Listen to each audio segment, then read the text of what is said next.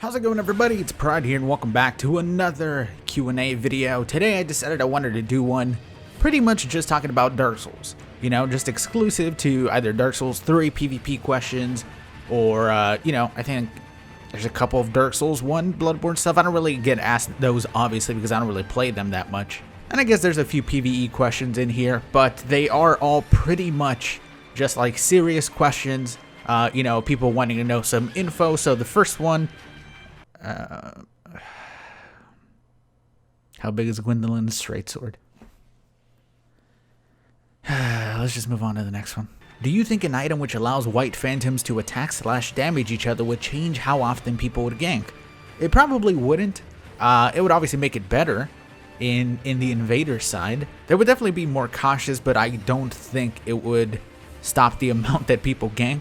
But it would definitely be way more fun for the invader. That would be awesome. Some type of, hunter's charm-like item that allows them to hurt each other would be cool. Kind of unlikely that something like that would happen. Probably in any of the future games either, but hey, you never know, man. How do you survive when it's you versus 2 or 3? What are your tactics? So I'm going to show you guys a clip, to go along with this specific question, which kind of, I guess, is a little bit of an answer in itself. But it's kind of hard to gauge what's going to happen against 2 or 3 people. There could be things that happen, there could be lag. You could kill the 2 phantoms and then the third guy literally runs away non-stop, which they absolutely can do, especially if you have a slower weapon, because of things like lag, input lag, and, how much stamina each roll consumes, which is very little. And then they just summon their friends back after like 2 minutes and they kill you. I've had those situations happen where, I kill the 2 phantoms and then I just straight up leave because I'm like, I don't want to waste my time on this last guy who I'm probably not going to end up getting anyways. But I guess as like a proper strat for, surviving, just try to time your dodges properly, don't just spam rolls, which I'm guessing most people aren't really going to do. In the clip that I'm showing you guys here, you pretty much see me having my camera backwards to them, seeing what the hell they're doing, because obviously this is a really dangerous situation. You have different timings for like a bunch of different things. One guy has an ultra great sword, one guy is throwing pyromancy spells, another guy has a straight sword, I think. It's not up on my screen, I'm just going off of memory. But somehow I do end up managing to get away, which immediately right there is a win. If you get away and die, you're kind of even there. You died and that's 1 loss, but you got away from 3 people, which is a win. So you're alright, but then just wait it out. Try to wait it out till you get an even amount of teammates, which even then can be a toss-up. Is going to be a toss-up if they're going to go in there and they're going to die instantly because they're bad, or they have some BS happen to them, the same way that it happens to you or me, where you just explode in lag. That happens so many times. Or you could go in there and just randomly get hit by a fireball that takes half your HP, and then the other 2 run in there and attack you 1 time because you're staggered and they take all your health in 1 hit. And it's really just a matter of luck in those situations, to be honest. It's kind of hard to come up with a strat except for trying to separate people. If you see somebody struggling with somebody, a teammate struggling with 1 guy, try to maybe rush and gank that 1 guy. If there's 3 people, obviously the best situation would be if you get in a 1v1 situation with all of them and everybody has their own person. But that's when you think about, oh, is this invader going to actually kill this guy? And then if the invader dies, it's going to be 2v1 all over again, and then 1 person's probably going to die. It's just kind of luck. Sorry, there's not really more of suggestions that I can do, man. It's just when it's 3 versus 1 of people that can do so much damage to you. And I say there's so much damage, of course. People do less damage at like soul level 60 and 50, but I don't know, I don't really mention those just because I personally don't like them, because they're kind of boring. There's a few builds that I like that I think are good in that situation. I don't really like having to hit a guy 30 times for him to lose his health bar without healing once. And then I also don't like really bullying just 1 guy who is going through the game by himself and probably has never played PvP and doesn't know what an invader is, and then I just roll catch him to death. It's not fun for me, and I'm guessing it's not fun for people to watch. That's typically why I stick to around that soul level. 140, 120, 90, even 80. You still see gankers there, and if you're running into newer players that basically fit the description that I just gave, new, maybe have no idea what an invader is, but they have phantoms, then they deserve to die. They deserve to get bullied and die. In the video game, I feel like I should specify that before YouTube takes my video down, because the website is run by a bunch of pussies. Which spell types seem to be the most effective in PvP if I only had to choose 1 to max out? Magic, Faith, or Pyromancy? I'd probably say Pyromancy for the most part is going to be the best. They have, some of the best weapons, some of the best combinations of things. Out of those three, Faith is definitely the last, in my opinion. It's definitely not bad. Some people say it's bad. I don't think it's bad. You get some good stuff in there, definitely, that does a lot of damage, especially if you're maxing things out. But then I think Magic has better spells than Faith does. And then Pyromancy has, even better spells than Magic and has a lot of really good combos that do a shit ton of damage. Now, all those three things are pretty dangerous for stuff like invasions, because if you've watched me do some invasion videos with my mage build, the amount of times that I've killed my own invaders with a spell or a Pyromancy in the back of the head is too many to count on one hand. Next question, can we 1v1? Yes, we can, but, not really any time. I do get asked to 1v1 a lot, because people want to kill me, probably. I don't do 1v1s just out of nowhere, or like people who ask. I do 1v1s on stream. I do them whenever I play Arena. If you see me playing Dark Souls and you see me playing Arena, there's a good chance you will probably get into a 1v1 with me, and that's the only way that I duel people in Dark Souls. Just thought I'd put that out there. I do that on Twitch. If you want to come watch and participate, feel free to do so. The link is in the description if you want to follow me, just so you don't miss a stream. The next question, how does one beat lag? Now let me tell you, out of all the questions, this is the one that got asked the most. How does one beat lag? You can't. You can't beat lag. Lag has been there forever and will be there forever. Just use the black crystal. That's probably the best weapon against lag. Alright, we got a couple good... will you review Gwyndolins straight sword? Stop asking me that! Are you bored of invading the same people with the exact same builds? I am. I am very much. But there's not really much you can do, is there? When you run into the same Lothricanite straight sword build 9 times in a row, you kind of just start blending the people together and you just assume, oh, I'm invading the same person, which 90% of the time, considering Dark Souls 3 is a dead game, you are invading the same person. It's nice to run into a little bit of variety, but it's not something you see often. There's a combination of things that you usually see, big ultra great swords, and then you have a couple pyromancers and a couple of mages in the back. Straight swords, mages, pyromancers. Different gank variations that are all kind of the same weapons most of the time. If I'm going for a build with a dark weapon infusions, what should my stats look like? Also, how far should I upgrade weapons? Is it better to go all the way or plus 10, or should I stay at plus 8 or even lower? When it comes to the weapon upgrade, it really depends what level you are. What do you want to get? I'm guessing you want to get some invasions. There's a bunch of different lists that have been made. I'll probably try to put them up on screen if I could find some, explaining the range. Anything above soul level 80, you probably want to be plus 9, plus 10. Under that, that's where you can start, going a little bit lower. If you want to be somewhere like soul level 40, you're probably going to want to have like a plus 5 weapon, plus 4 weapon. It really depends what soul level you want to be. But when it comes to the stats of a dark build, you want to have pretty even stats overall. It really depends on the weapon, obviously, that you're going to use. But for the most part, your stats are going to pretty much be even if you're at soul level 140, and this is what I'm talking about. I usually like running like 30 on most things, so like 30 vigor, endurance, strength, dex, intelligence, and faith. All those pretty much just 30. You're obviously gonna have to go a little bit lower if you're playing at around soul level 80. It's tougher to do like dark builds if you're going lower soul level for sure, because you're gonna get less damage most likely than something like strength, because you have to focus on more stats. Intelligence and faith. But if you're higher up at meta soul level, your stats are pretty much going to want to look like this.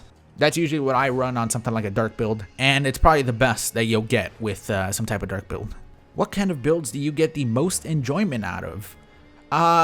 Probably builds that revolve around some type of buff, like a lightning buff or something like that, like a lightning blade, because I feel like in invasions, those are some of the builds that get people out the fastest, like they'll do the most damage the quickest. So if you have something like a Drakeblood Greatsword that, it's got some really nice combos and big hitboxes and really nice hyper armor, there's times where you'll get very lucky and catch people with a 4-hit combo and then just instantly kill them. I really enjoy those type of builds where I could just see a host or a phantom's health bar just disappear instantly. But other than that, probably something along the lines of a greatsword build. And I guess this ties in with another question I got asked, which is what are my favorite weapon types? I'd probably say greatswords. In my opinion, they have, like the best movesets for both one-handed and two-handed. There's a couple different greatswords that have some really nice true combos. You know, overall you can't go wrong with the greatsword. What do you think ruined Dark Souls Demastered? I feel like it wasn't really ruined, more like people discovered how bad it was again, because Dark Souls 1 was never great. Let's be honest here. People like to go on about stories of how good it was. It really wasn't. It was just all people had. The horrible backstabs were always there. I feel like the lag wasn't that bad. Like when I looked at old videos and I watched old Dark Souls 1 videos from like, you know, Peeve and Ouroboros, there was never, you know, the Miyazaki shuffle. I feel like that came with the new gen of games. So that definitely got worse. But I feel like the backstabs and the ganking and the constant just same build of you know, one-shot dark spells, people just got tired of it. You know, it was the same old thing. I feel like people discovered and maybe even took for granted how good Dark Souls 3 is and how good Dark Souls 2 was. And I guess that's what ruined Dark Souls Remastered, you know. People opened their eyes. Could you please describe some tactics, if exists, on how to beat an invader if he is baiting to follow him into a shitload of PvE enemies? This one's really tough, you know, because obviously if you go out there, you're probably gonna die. So I'd suggest you either use a seed or you just kill yourself in the game just to get it over with, because there's some real puss invaders. Don't get me wrong, there's way more giant baby hosts, but there's a lot of pussy ass invaders in Dark Souls 3 as well. I feel like just get it over with, you know, jump off and end it, just so that he gets out of the damn world. I don't know if it's the same for everybody else, all other invaders, but when I invade and somebody kills themselves, I'm not in it for an ember or souls, you know. I want the satisfaction of murder. I want the blood on my hands. So whenever they kill themselves, that's basically like, screw it, what a waste of time that was, you know. Why don't you learn how to fish backstabs? Because I don't play like a big... it's just not my style, you know. I like, you know, fighting people, so. What builds do you like / not like to come up against, and why? Probably like shield wielding straight swords, because I feel like it's so hard to go up against sometimes. If somebody's good with it, you know, like 100 physical shield and the Lothric Knight straight sword is so hard to beat. Because again, they're probably going to be fairly passive if they have the shield, blocking a shit ton of hits, and can be kind of annoying to go up against. You know, the demon curve sword pyromancy builds are kind of annoying sometimes. Curve swords in general are really damn insane. I usually hate going up against those, but I feel like the shield wielding straight swords might take the cake for me. And what builds do I like going up against? Probably ultra great swords, because they're the slowest. Which weapon type is the most reliable in PvP invasions? Probably straight swords. Overall, I feel like not many people would say any other weapon. Maybe great swords, even because of the hyper armor. But I feel like a Lothric Knight straight sword will pretty much trump anything. The range of that thing is insane. It can go well on any build. The damage is crazy. Overall, the straight swords are just, I think, too good. And hell, some of them even have movesets with the weapon arts that do have hyper armor. But I would be kind of curious, what would you guys say is the most reliable weapon in PvP, or at least weapon type in PvP? I don't know how many people would say anything other than straight swords, but let me know in the comments. I would love to see that. How do you recognize a good opportunity for parrying?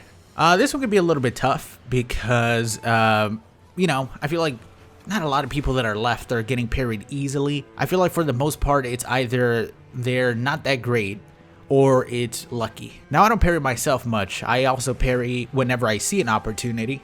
If I see somebody spamming a running attack a lot that I feel like I've gotten the timing down of, that's when I go for a parry. If I see a person doing a lot of rolling attacks with a weapon, that's when I go for a parry. There's a lot of things that people like trying to do even to counter parries. For example, you know, the bomb bait, whenever they throw a bomb, and then you roll into them, you go for your rolling attack and they end up parrying you.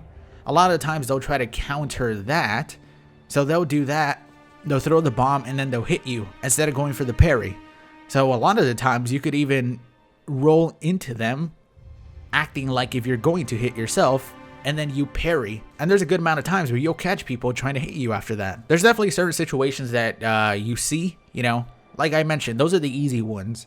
After that, it's pretty much you just seeing how the person plays, if they're doing weapon arts that are easy to parry, if they have weapons that are fairly easy to parry just by themselves, and you could do them on instinct. You know, something like a great lance is fairly easy to parry on instinct. So it really depends on the person, man. If you see somebody spamming something that is easy to parry, go for it. I feel like that's always a good situation to get better at parrying. Or, you know, you go for the classic block the first hit with your shield, parry the second hit.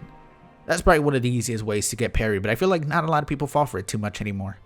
And with the lag, you know, it can be really hard with that damn lag. The lag has kind of taken over Dark Souls 3 like the Abyss, so it can be a little bit tough to get that one. Best weapon to counter quickstep spam? Your R1 straight sword spam. Come on, man.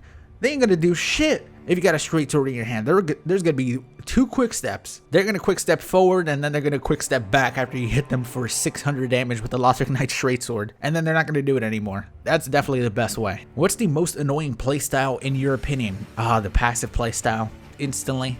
The passive wait until they do something or run away and then just turn around, get 2 hits with a straight sword, then keep doing that, dodge every hit, run around, turn around, 2 hits, 1 hit. Oh my god, man, just thinking about it now, it pisses me off. It's so annoying.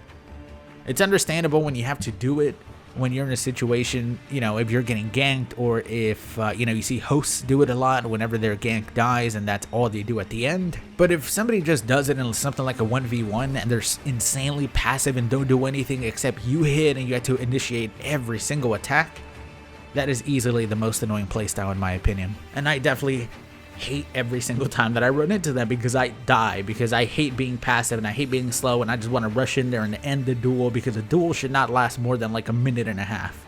But either way, that's going to be it for the Q&A video. I hope you guys did enjoy it. Maybe I'll do another one, you know, just answering Dark Souls questions. If you guys want to see that, maybe consider dropping a like. Shows me you guys want to see more of these. Thank you very much for watching. If you made it this far, I appreciate that very much. Hope you guys have a good day, and I'll talk to you all next time. Peace, everybody.